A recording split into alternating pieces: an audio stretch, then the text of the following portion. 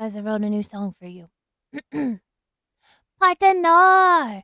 Ba-na-na-na-na-na-na, partner! Ba-na-na-now!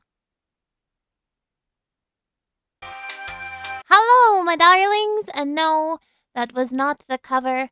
TBH, the cover still has a long way to go, so we kind of hit partner a little faster than I was necessarily expecting to. That's fine. Fine, I'm totally prepared. It's fine.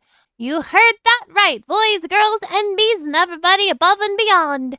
We have hit partner, baby. Yeah. I may have been up way too early / barely slept again last night, but it's fine because I was working on some stuff. I have some stuff in the works. There is memberships available and super chats if you guys want to. They are never, ever, ever, ever a requirement. They are simply an addition to the channel if you would like to support it. Otherwise, don't worry about it. Beyond that, I did put some emojis up, but I'm probably going to change them soon, so don't get attached. They're just kind of placeholders right now. I'll also have to fix the badges. It's fine. I've got this. I can do this. I also have recorded a trailer thingy for the memberships, so that will hopefully be up later today also, or if it's not already up by the time I upload this, I don't really know. We'll see. Ooh, time mysteries. Before we get to our regularly scheduled programming, I just want to say thank you guys from the bottom of my cold, dark, villainly heart. I appreciate all of you, and welcome to the ChainGaeng. All of you make it an awesome place to be, and I appreciate all of you. Thank you. Okay, let's like and subscribe on this handsome bearded gentleman's video. Also, today we have a little bit more intense subject. As I warned a little bit in yesterday's video, we are watching the CasualCriminalist today with the Chowchilla kidnapping, the worst kidnapping in history. I'm going to let you guys know in advance there's absolutely probably going to be strong things that happen in this. This is like a true crime channel. It's a very unique true crime channel, and we'll get into that. But I just want you to be kind of forewarned and prepared. If you're just not here for this kind of content right now, that's totally okay. There's an animal video from yesterday that you could check out, and if you don't want to do that, that's absolutely okay too. I will see you tomorrow. Mwah. For those of you who, like me, listen to this shit to hear the sweet-ass justice that befalls these bad motherfuckers, well, let's buckle up.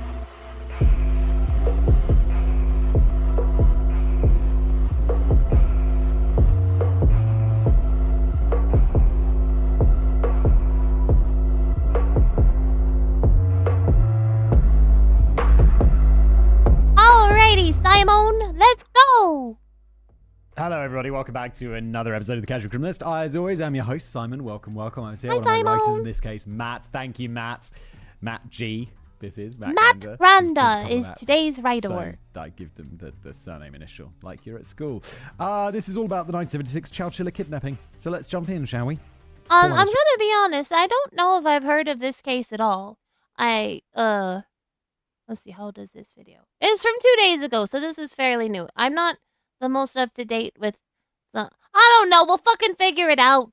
I should stop worrying. You're not worrying, why am I worried? Now I just look foolish. So I've never read this before. We're gonna learn it. We're gonna explore it together. Learn is like, oh god, we're gonna learn something. Alright, I'm gonna go to school now. Hey, we learn shit all the time here. What the fuck's wrong with learning, Simon? Oh. Just want to be entertained, Simon. Come on. I mean, I do want to be entertained, but I also want to get Smordor. School. The bane of all children. I mean, speaking of not wanting to learn things, as well as teenagers and many adults the world over, we all remember the horrors of school, the numerous terrible teachers, the difficult papers and assignments, the horrendous school lunches, the bullies who had nothing better to do than make our lives a living hell. Now, of course, there are some things that make school a good time. I will be honest. I, obviously, as a space prisoner, have never been to school, but my operator has, and now that shit sucks. friends we made along the way, the few good teachers who actually knew what they were doing and were kind to the students, and the extracurricular activities that brought us joy. I quite liked school. Like, yeah, of course. I'm going to welcome you all to our first Simon Whistler tangent. They're kind of like mine, except they're, probably more focused, I suppose. If we had to give somebody more focused credit. I don't think we need to give most focused awards. Don't be mean. Also, there's stuff I didn't like about school. Like some subjects that you're forced to do. You're like, oh, why I don't like this? Why do I need to learn maths? It's not yet. I've got... They'll never have a calculator in your... Fucking based. Fucking based. Operator had to take fucking geometry twice. That shit was dumb. Pocket, au contraire. 1990s maths teacher, au contraire. I have been touched by your kids. And I'm pretty sure I touched them. Yeah, that line was so sometimes as uncomfortable. awful as school was, I still have so many of the friends that I made back then to this day, and I still cherish the memories I have at the time spent on the stage crew for the school plays and musicals. Me too. I mean, I like school plays and musicals. Like, I'm pretty bad at singing, so I never had time to try. I mean, operator never had time to try them out. Like, I just very I busy. just got into that in secondary She was school. very... and Shut just up! Never stopped being into Multiversal it. And then selves did a are little bit at hard to keep university, in line. And then did nothing with it ever again. But I loved theatre. And then I got a scholarship. Dun, Like I went dun, to the school, we had to pay for it. This is my ADHD. He goes on a tangent. I'm just like, oh, this background music's good. But then, a bit of the way through, got a scholarship, which I'm sure my parents appreciated. I'm so proud of you. Hey, scholarships are good. I told you he was probably smart. It's not just because he has a fancy accent. You're just too busy to cook. Well, I have that day every day. Hey, in case you didn't know, we don't skip ads here. We're sharing in their content and sharing our opinions on it, and we're going to support him by supporting the whole ad. Thank you. Oh well, I've got a game changer for you, and that's Cook I don't Unity. know what Cook Cook Unity Unity isn't is. just another meal service. It's a chef collective celebrating local Oh. culinary genius from all across the United States. They're bringing award-winning chefs' creations. Some of that straight just to looks your way doorstep. too Look, fancy imagine for come me. home after Like, a some of hectic that day and wouldn't instead be of stressing bad. about what's But, for like, I dinner do or get intimidated ordering some unhealthy easily. takeaway. No, I'm very no. food You've picky. got Textures a fantastic are- meal. Thanks to Cook textures will Unity. make or What break a sets Cook bitch. Unity apart is the thoughtfulness they put into every meal. Real ingredients, no artificial stuff, and humane raised meat. Lamb curry meatballs with lentils. Oh, made that's by fancy. Chef I bet Michelle it- Williams in I don't know how Chicago. much it Spicy costs. chicken tenders crafted by Chef Ruben If you're Garcia in New interested York. in a Sort of like cooking having your own thingy, personal chef, please but, check you know, out not the outrageously link from his expensive. Cook video Unity offers a description. diverse menu of over 7 different dietary preferences, including vegan, paleo, and gluten-free options, ensuring there is something for everyone. The best part, you can choose meals that match your taste thanks to their flexible subscription. Cook Unity have a rotating menu of Do they make chimkin tendies? I eat like over a 300 fucking dishes, all child. from 50 plus top chefs all across the US. Plus, it's eco-friendly packaging, it's compostable, recyclable, or reusable.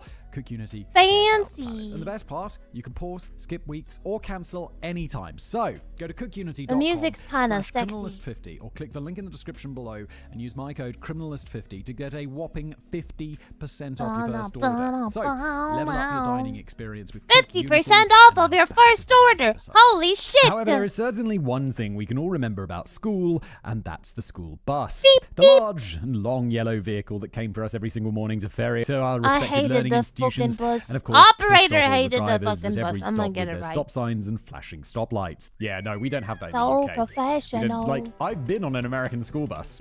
You would never guess where I've been on an American school bus. It's Guatemala. Like, I went to Ooh. Guatemala. All of their buses are like old American school buses. Cool. I mean, they deserve new And ones. they've not been adjusted. But, you know. So they have these tiny ass seats. And you go there, there's no seat Oh, belts, wait, there's that's no, their like, public headrest. transportation for the general public? That's fucked up. There's just barely any leg room at all, and you're just crammed into this like it- weird old American school bus, which still says Okay, I like, got it. you know, Dade County or whatever. I feel like I only know that from CSI Miami, but like, or County Dade. What was it where they had CSI Miami? Dade County. I don't know. I never but watched like it. written down the side of the buses that's kind of been roughly painted over in a yellow that's sort of the same color. So if you're wondering, Americans, that's where your old school buses go. Oh. Guatemala. It was Sorry, really bizarre. Sometimes the Guatemalans. trips were pleasant, sometimes they were annoying, but it's all something we put up with, and it's something we all remember. So, what if I told you that one morning, everything went terribly wrong? That someone would stop the bus and take all the children hostage, What? scarring them for life from that point forwards. That doesn't sound like it's going to end very well for you. That sounds like exactly How the sort the of thing. fuck I mean, did there's I lots of not windows hear on that about school bus, this? no?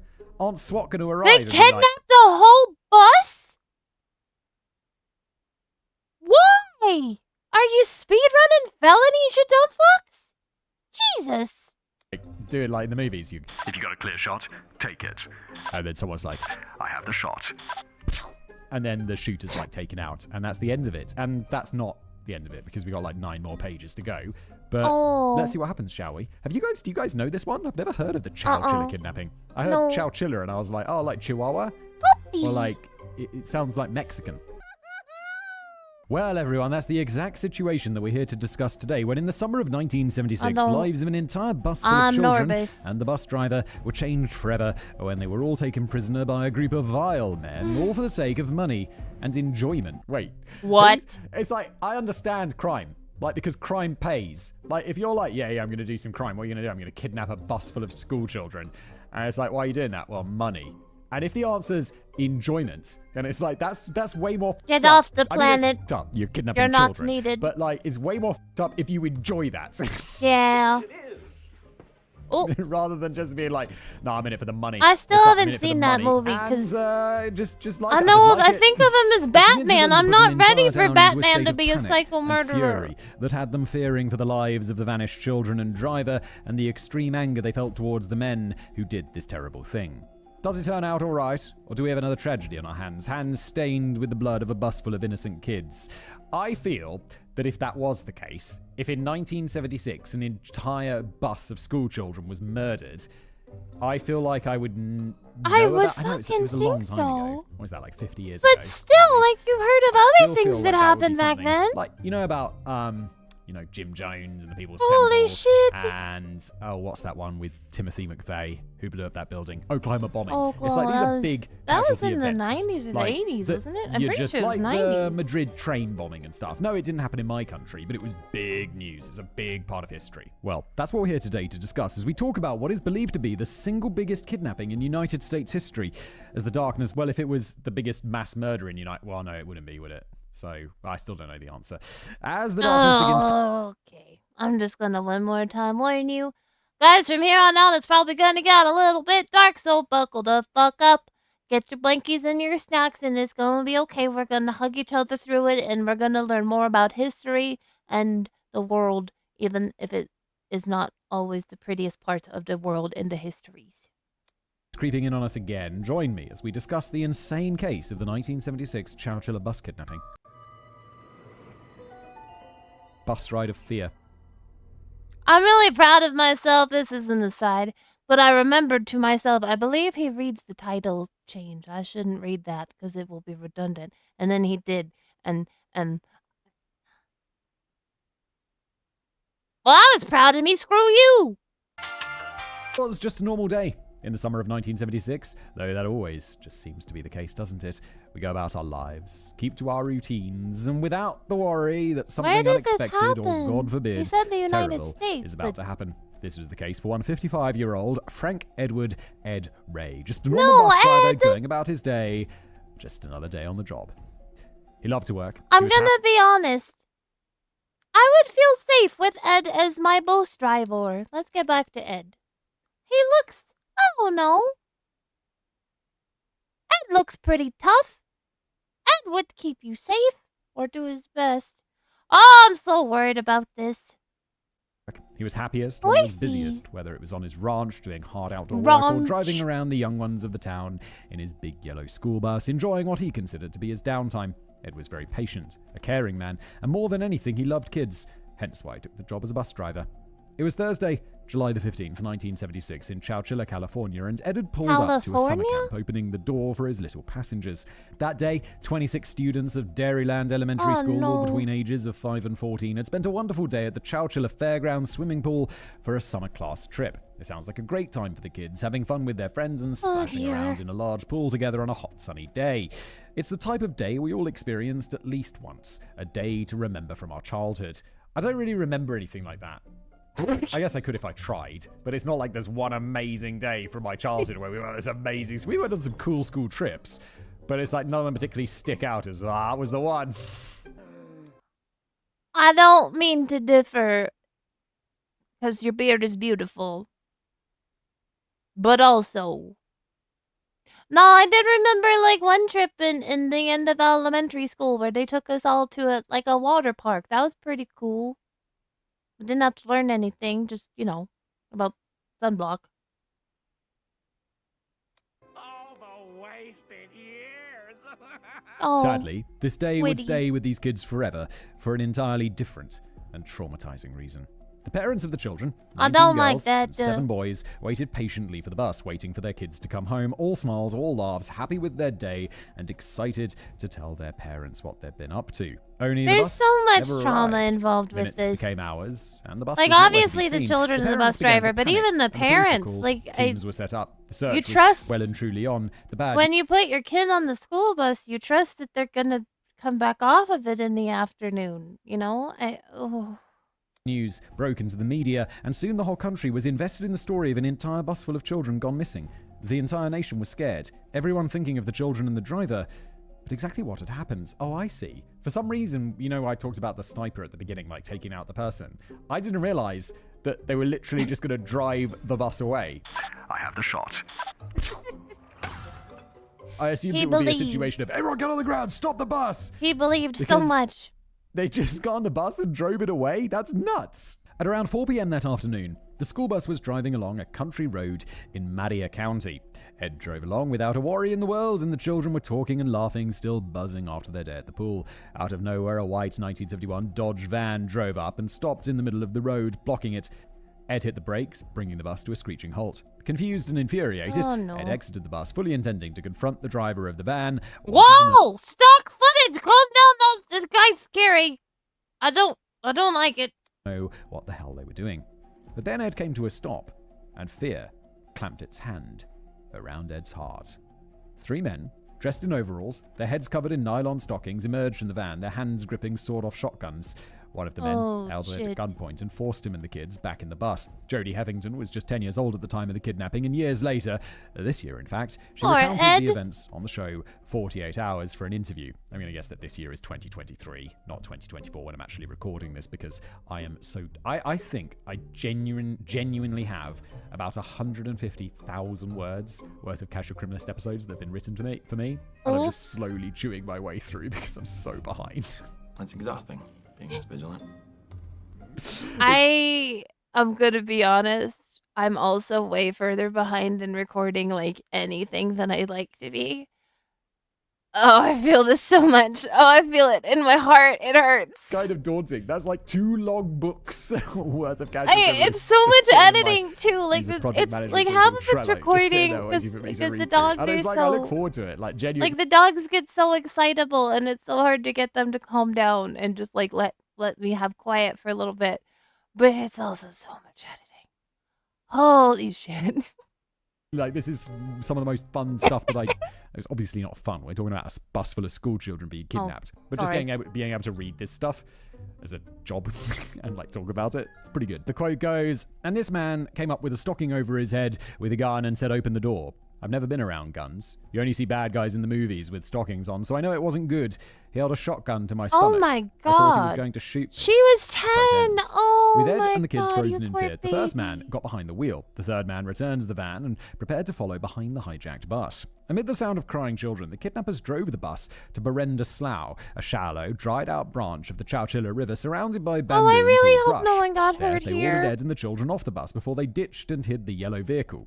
Along, How do you the hide a van was fucking waiting for school them, bus? And the armed gunman forced Ed and the children to split up into 2 groups, forcing them into the 2 vans, taking off into the night. The windows were I all hate painted this. black, and the interiors were lined with wood paneling, so none of the hostages could see where they were going, and they couldn't be heard from outside the vans. What came next was 11 hours and 110 miles of fear and uncertainty, with none of them knowing Holy why this was shit. happening or even if they'd make it out of the situation alive, since their kidnappers gave no indication of their end goal or intentions. In the words of Larry Park, who was 6 years old at the time, where their eyes were, it almost looked hollow. It was like looking at death. At around 5 a.m. the next morning, the van's finally God, came my to a stop. heart. They'd arrived at the destination, an isolated rock quarry in I the town hope of these Livermore, California. motor truckers are How did it take? found. They drove 110 miles in 11 hours? What, you drive it like just out walking base?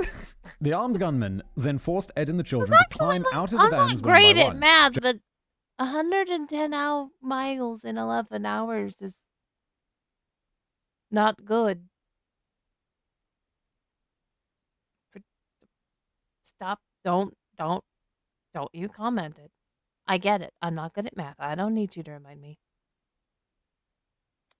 Jodie Heffington remembered the thoughts she had at the time, and they filled her with even more dread.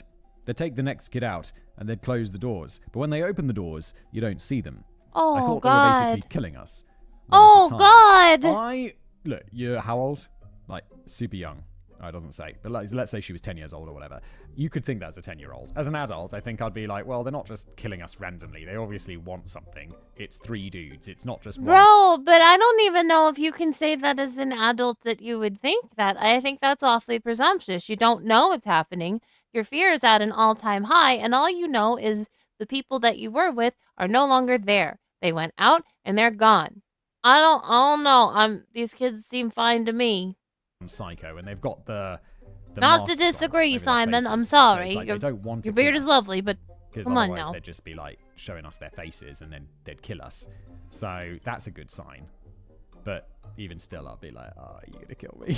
Oh no. I feel like One after Simon has another, watched the each at movies. gunpoint, the captors were then forced down a ladder to the quarry where something was waiting for them. Holy a makeshift shit. bunker. In reality, it was an old moving truck that the villains had buried 12 feet underground What and the had stocked fuck? with a limited supply of food, such as bread and peanut butter, as well as water, fans, a few mattresses, and limited air. How The long men had were cut a these hole in the top for motherfuckers easy planning entry. The this? rest of the truck was Jesus. buried underneath dirt and rock. Once the final hostage had been forced down into the ground, the men put a heavy piece of metal and 2 100-pound industrial batteries on top of the small entry point, and then covered that with dirt, sealing the kidnapped Ed and 26 children inside, plunging their hostages into utter darkness before they left. Ed did not expect his day to go this way. What? I mean, neither did the children, but Ed's suddenly like, oh no, now I'm the adult here. It's on me. I've got to like sort this out. I just want to be a bus driver and a rancher. Why? Ed and the Ed's like, I am now responsible for 20-some plus children. Oh, no. Dude, what do you even... Oh, my God. I don't even know what would... children There's were nothing to terrified. do. They I were don't... alone, and they were in there for 16 whole hours, 16 hours.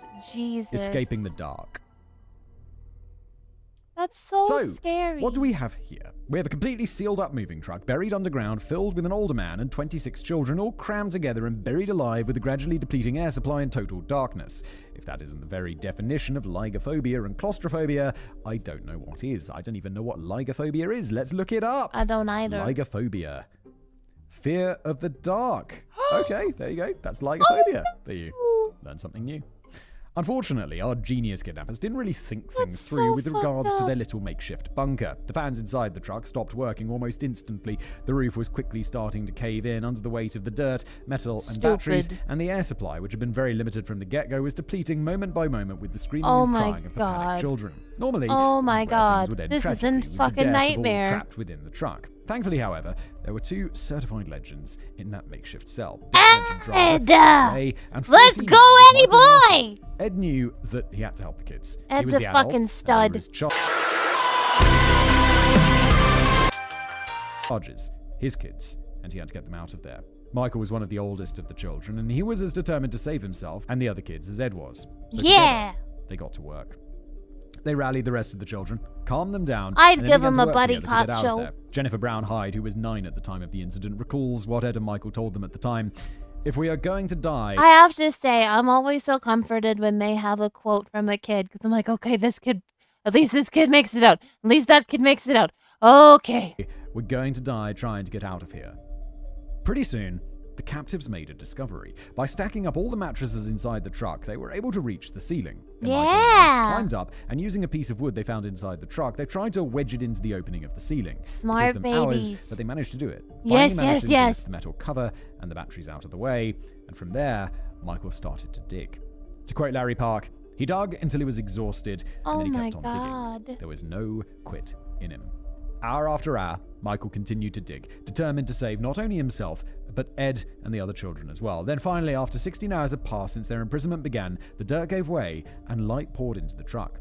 Sticking his head out to make sure their captors weren't anywhere nearby, Michael crawled his way out. Oh my god, can you imagine, like, you've spent 16 hours in this dark-ass fucking hole, and then you finally get to dig out, but then it's still like, no, it's not necessarily over, because if they've noticed this, if they've made too much noise, oh, Jesus, these dudes are fucking hosses. Holy shit. Together, they managed to get all the children out of the darkness and to freedom. They'd managed to survive. They'd managed to escape. They'd been saved. Fucking heroes! This is a terrible kidnapping plan.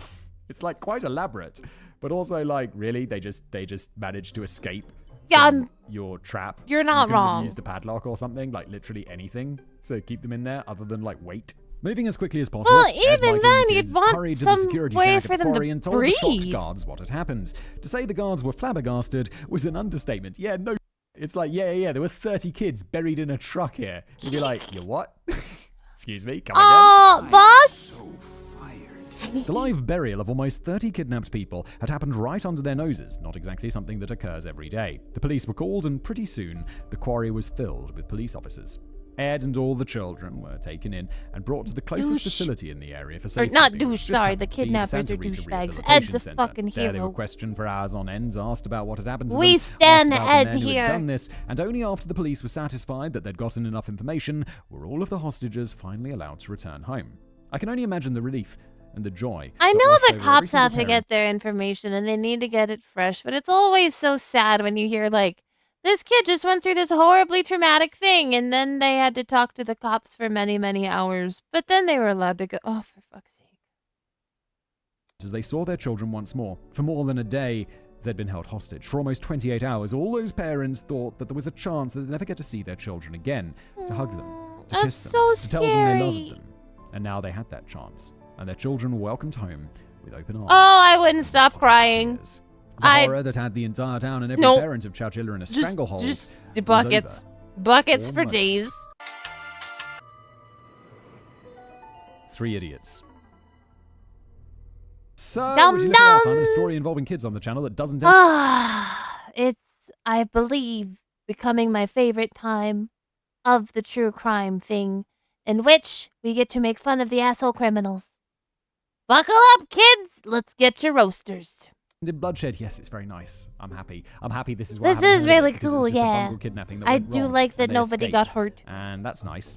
A nice change of pace, if you ask me. The kids were safe, Ed was safe, and all seemed right in the world at that moment. The only thing that needs to go righter is for these 3 clowns who tried to pull off this kidnapping just to go to prison for a really long time. Yes. Well, I'm thinking like 20 years.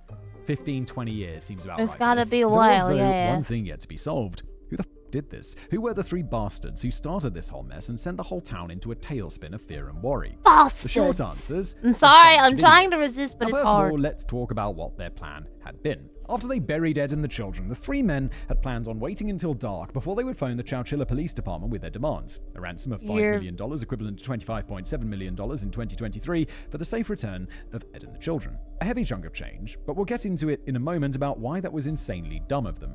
They would also then demand... I was gonna say, this is the 70s, and you're calling on a phone. I don't feel like we're being the most smart. The ransom money should be dropped from a plane into the Santa Cruz Mountains at night, and once that was done, they'd retrieve it from the landing spot under the cover of darkness, apparently thinking that not only would this have been accepted, but that the police wouldn't have multiple units combing the area No looking for the shit. kidnappers as soon as they had a location. Dumb. Yes, this is real. Yes, they were that dumb. When they finally sat down to make the call, they immediately encountered a problem. You see, because a bus full of children had gone missing, the telephone lines to the Chowchilla Police Department were jammed completely. The parents of Chowchilla were in a frenzy, looking for any sort of answers. The media were being their who would have usual thunk annoying it? selves, looking for any and all information to use as a scoop for the news. For those of you who are younger too young to understand, back in the day, phone lines could only carry so many phone calls at once, and then it would just be done, and then you'd get beep, beep, beep, and it means you can fuck off and call later. The more you know. Updates, but by this point, the story was nationwide news and thousands of people called in to provide the police with tips regarding where they could find the missing kids. Because of this, the kidnappers weren't able to contact the police with their demands. No matter though, right? They simply decided to wait a little longer and then call back later. Now, two things here. First of all, not only were all their victims still trapped and running out of air as they waited to make their precious ransom call, but the morons couldn't even stay awake long enough to make it. Yep, Oh, you for read that fuck's right. sake. The three kidnappers actually fell asleep while waiting to make their ransom call, and while they were passed out, their hostages managed to free themselves and were returned safely to their loved ones. Oh, I'm so happy to How could you hear possibly that. take a nap? Honestly. It's like, no, I'm going to bed. It's like, yeah, but we've It got could this have been- massive hostage situation. You know, it's actually not unheard of because they, I'm sure, had a massive burst of adrenaline as they were kidnapping the children. And that whole process would give them a lot of, oh my God, oh my God, oh my God, hormones. And then once those go away, there is a definite quick and angry crash. Going on. You don't want to wait up, and it's like, bro, I need But my beauty also, sleep, dude. thank You God stay they up were if you want asleep to. when I don't want to stay the up. kids And got then they all just go out to because bed. It's like, otherwise what's it going could have on? turned So really, when these really three bad. geniuses finally woke up, they flipped on the news and got to witness the news reports of the free children in real time. All that hard work, all that planning, and now they were forced to watch as their precious scheme was flushed down the toilet. Wah, Brilliant, isn't wah. it? The police weren't too sure where to start their investigation, but with a kidnapping of this magnitude, the FBI Look was for on somebody walking around pissed. You know, I'd start there. the case in a flash. It's like when you're just like, oh yeah, local police. Like, if I know anything from movies, it's like, yeah, local police. It's like they're gonna do something. I guess they're They're gonna try. When the FBI come on the scene. It's like, oh. These guys are like the big boys. They dug out the truck from the quarry trying to find any sort of clue, and they found out that the truck had been buried and concealed there for 8 whole months before the plan was enacted. They then figured out the best place to start their investigation would be with the people who owned the quarry. The quarry was owned by a company by the name of California Rock and Gravel, and said company was owned by the Woods family and was managed by Frederick Nickerson Woods III, who himself was questioned, scrutinized, but ultimately cleared of suspicion in the case. But Okay, Frederick Freddy. had a son, 24-year-old Frederick Newhall Woods IV. Oh, who had no. keys to the quarry, The real unlimited Freddy got a access, picture. and free use of the facilities. Did this all seem like a coincidence at the moment? Of course, but it was enough. The FBI was able to get a warrant to search Hawthorne, the 78-acre property in Portola Valley, California, which was owned by the Woods family. Frederick had absolutely nothing to hide, but Fred sure did. And of course, at the time of the police search, he was Freddy. nowhere in sight. Going directly to Fred's room, the authorities hit the motherlode, journals, a draft of the ransom note, maps, notes, plans, receipts for the vans and trailer. Your bus has been kidnapped. Put $2.5 million in each of the suitcases. Use old bills. Have ready at the Oakland police station. Further instructions pending. Pick up Sienna. Oh, you're so stupid. Why would you draft this and then be like, I'm gonna save the first draft and then start like fucking burn it or something? I don't know. False identifications, one of the guns used in the kidnapping, the Jack-in-the-Box hamburger wrapper on which the kidnappers had written the names and ages Oh, of each you're kidnapped so child. done. Bro, you're taking writing down your crimes to some next level right now. They even found a rental contract for a storage facility where they found the vans used in the kidnapping and a potential getaway I car. have to say, I feel like there's a special place in my heart for dumb criminals. Because if you're too stupid not to be an asshole, at least you're also too stupid to get away with it. Black. All of this was found in plain sight in Fred's bedroom, and at this point, me, Simon, the audience, and the whole world may want to collectively facepalm. It takes writing down your crimes to the next level. Yes, it does. I agree. Luckily, the idiot couldn't be asked to find a place to dump the kids that wasn't directly connected to him. Oh, and would you know, but old Fred IV had 2 best friends, brothers, 24-year-old James and 22-year-old Richard Schoenfeld, who he was close to. And speaking of the brothers, both of them had been previously convicted of motor vehicle theft, but had only been sentenced to probation. And wouldn't you know, they both seemed to have up and disappeared around the same time as well. Coincidence? I think not. With all this new concrete evidence and the failed plan literally written out for them, the police and the you're FBI done. issued arrest warrants for all three men. They had their suspects, and they were ready to pull out all the stops, a nationwide manhunt if they had to track these dumbasses down. Thankfully, they didn't have to spend much time on it. Only 8 days after the I was gonna say, if he left that shit in his living room, there's no way that anyone in this story is smart enough to make it difficult. We're speedrunning this. Like, the FBI is like, okay, if I do this by lunch, then I can go to the fancy Red Lobster across town. I don't know why I chose Red Lobster, but I did. You're welcome. Shout out, Red Lobster. Not sponsored. Kidnapping took place, Richard Schoenfeld, the youngest of the three, turned himself into the police in Oakland, wishing for the madness to end, and he was held in custody with a $1 million bail. And it didn't That'll take long for the others to happen. get caught either, as a few days later, on July the 29th, James Schoenfeld was arrested in Menlo Park in San Francisco, California. Fred had actually made it pretty far in his escape, fast-tracking it past the Canadian border after his discovery. Oh, you got to Canada. But he too was arrested, coincidentally the same day as James, Womp, by the womp, RCMP in womp. Vancouver, British Columbia, Canada. Don't after an kidnap all-points children. bulletin alert was sent out across the US and Canada to keep an eye out for him. What are you doing? If you're going to flee the country, don't go to Canada. Have you not seen movies? You have to go to Mexico. Even then, They're I gonna be think less cooperative. I don't know. Like Canada, they'll just be like, America, we got you. We got you. Mexico, you'd be like, you never know what happens in Mexico. Go to Mexico. Who is this crazy gringo and what is he talking about? But the question remains, Oh. why did these three numbskulls need the money?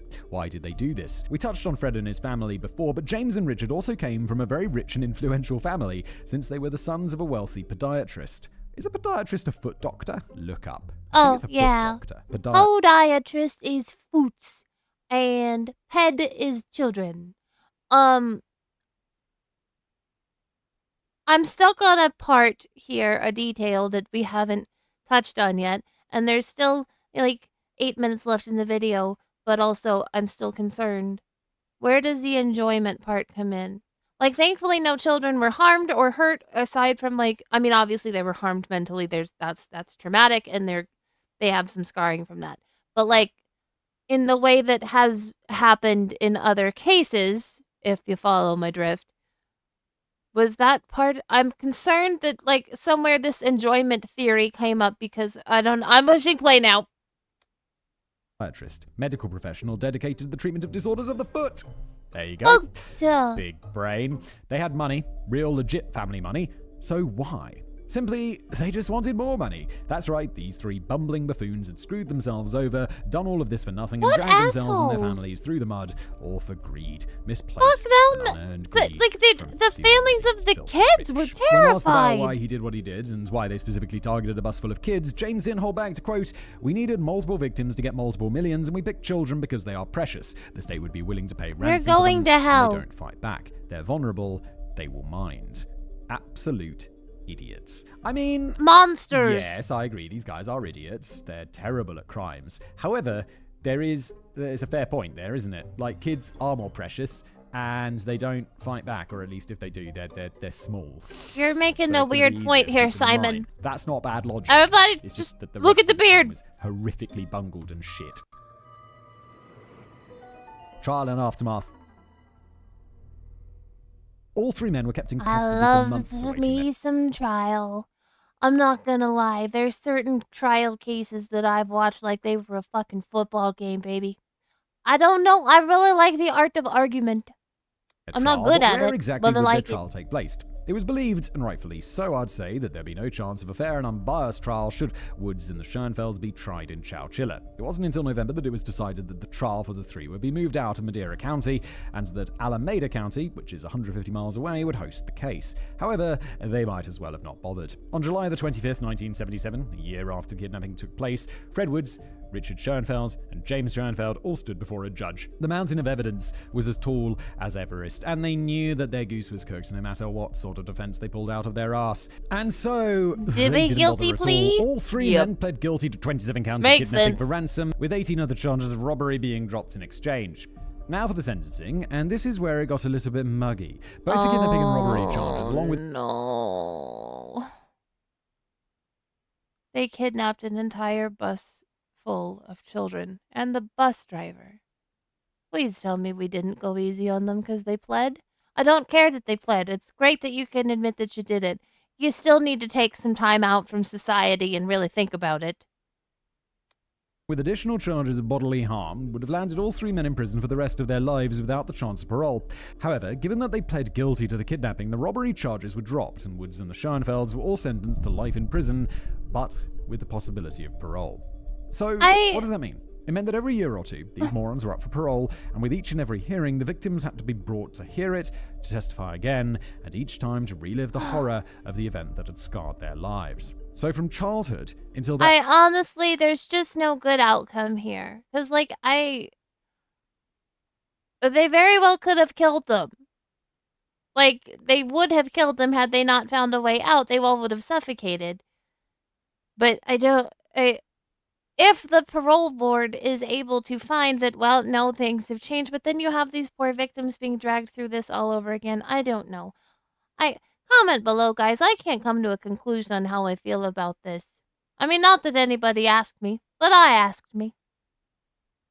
Adult years, many of those kids had to experience the trauma all over again.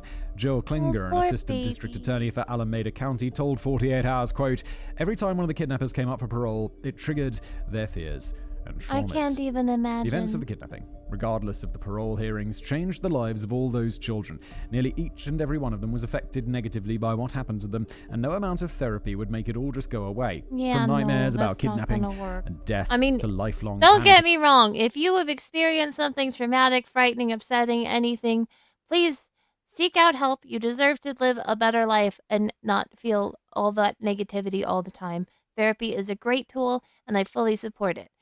But also, like, that's a lot for therapy to just squeegee off of your brain. It's not going to work like that, and it just kind of helps you learn coping skills. Oh, these poor kids. Attacks, from personality changes to fears of things such as cars and the dark. It was a struggle for all of them. Many of them fell into depression. Many of them turned to drugs and alcohol, and some even had issues with the law, ending up behind bars themselves. It's impossible not to feel horrible for them. They never asked for this. It shouldn't have happened. And these greedy fools just took their childhoods, and for many, their adulthoods as well. In the words of Jodie Heffington, who I'll inform you sadly passed away back in January 2021 at the age of 55, quote, "Nothing was ever the same. Nothing was ever the same after that. I think it made me not a good daughter, not a good sister, not a good aunt, and especially not a good mother. I try to be those things. But it seems like it just took something from me that I can't ever get back. And I can't Dude, I down. can't imagine these little, like, the people who had to experience this grew up and then had kids, and some of them had to maybe put their kids on those buses. I can't even fathom, like, this one stupid decision of, like, no, we're gonna make a shit ton of money in this one fell swoop. No, you're gonna ruin people's fucking lives and trajectories. No matter how hard I try, and no matter what I do. And so what of our three brain-dead antagonists? Where are they now? Well, it's my unfortunate duty to inform you that they're all free as birds. Yes, all three of them. Okay, I've decided how I feel. I hate it. Their victims are still living through the pain of what they've done to them. And, okay. Eventually receive parole, even when it's clear that they very much shouldn't have. In July of 2012, Richard Schoenfeld was paroled at the age of 57. He's after been serving out for 12 36 years fucking in prison. years. And in August of 2015, James Schoenfeld was paroled at the age of 63 after serving 39 they look years scary as behind shit. bars. These are very long sentences, but They no are, one but died. like, And yeah, it's bad, but life without parole for this, I don't feel would have been fair. And that I'm with you on the one hand, but on the other hand, you still have victims who are suffering the fallout. Like, you can't tell me that you've had victims turn to drugs and alcohol to try to fucking numb the pain and then be like, well, but it wouldn't be fair. Well, That leaves good old Fred, this is such the a complicated de facto ringleader thing. of the whole fiasco. Well, I can say that he served a few extra years in prison, mostly due to his own stupidity, which shocks no one, I'm sure. Over the many years he served, his behaviour was that of an insufferable prick while in prison. Great. And the entire time he attempted to minimise his crimes, acting as if what he did wasn't that bad. On top of it, he was constantly caught up in possession of contraband like pornography and cell phones, which he obviously wasn't supposed to have. And finally, it was discovered he was running a gold mining business and a car dealership from behind bars without telling the prison. Fuck? What? How that Yutz was able to get away with all of that when he clearly lacked any sort of mental capacity is beyond me. Hell, the businesses He were had only discovered when a capacity for workers' crime. compensation lawsuit was filed against him. You've been served. You're getting the subpoena served to you in prison. And I the love prison's like, what Arrested the Development. bro, you got a business? However, all good things must come to an end, and so Fred himself was paroled as well. Governor Gavin Newsom tried to block Woods' release, but it was all in vain, and Fred Woods was paroled in August 2022 at the age of 70. Aye. The real kicker? The son of a bitch inherited a trust fund reportedly worth $100 million while he was in prison. Oh my great. god. When you said his family had money, you meant he had money. And so once he got Wait! I feel like somebody could be paying some restitution then, huh? out, not only was he still wealthy as thinking out hell, loud but he here. bought a mansion a short distance away from the prison while inside, so he had a nice, lovely, giant home to come out to. Sometimes life just isn't fair. Yeah, but he did spend like 40 years in prison, so that's a long. He 4 kidnapped decades. That's longer than children! I've been alive. He kidnapped over 20 children, Simon! Wrap-ups. And just like that, our story doesn't end with the trauma of the victims and the eventual freedom of the villains. This story has been covered all over the internet over the years. I haven't including heard it here before. on YouTube from the likes of That Chapter and Anna Solves. Hell, I'd fully admit that I hadn't even heard of this dark endeavor until I watched other videos on it, so I figured I might as well give it a shot, bringing it to our audience in our I own think you did a casual lovely criminalist way. job. All right, casual. Those channels are so serious, and here it's like, yeah, hey, crimes, which I don't know why this works. You need help. This isn't the easiest topic we've How do I put the... Yeah! Yeah! Yeah! Right! Please don't take that out of context. covered here on this channel. It isn't even the worst case I've written about for this show, not by a long shot, but it is one of the ones that makes me the most angry. These 3 selfish, greedy, stupid, rich douchebags had no right to do what they did. They didn't even have a true motive to do what they did. Yet they did it, and they ruined the lives of 26 children in the process. Matt, I agree that what they did was terrible, but there's people go through plenty of traumas, and this is certainly not the worst trauma that people have gone through, or that we've even covered on this channel. Not by a long shot, as you said. Okay, but they almost died in a hole.